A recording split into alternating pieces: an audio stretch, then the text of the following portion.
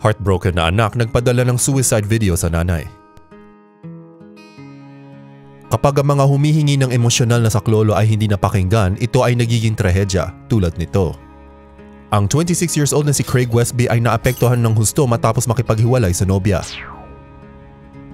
Sinabi niya sa kanyang nanay na gusto niya magpakamatay pero binaliwala ito ng ina. Nang tinanong niya ang nanay niya kung anong pinakamainam na paraan para magpakamatay, hindi rin siya nakinig.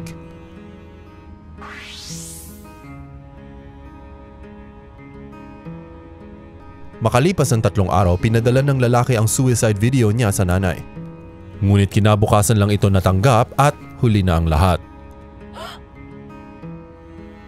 Ang bangkay ng anak ay natagpuan ng kanyang stepfather ilang oras matapos makuha ang video. Si Westby ay may isang anak at na-depress simula pa noong Enero. Sabi ng pamilya niya, wala na daw silang nagawa.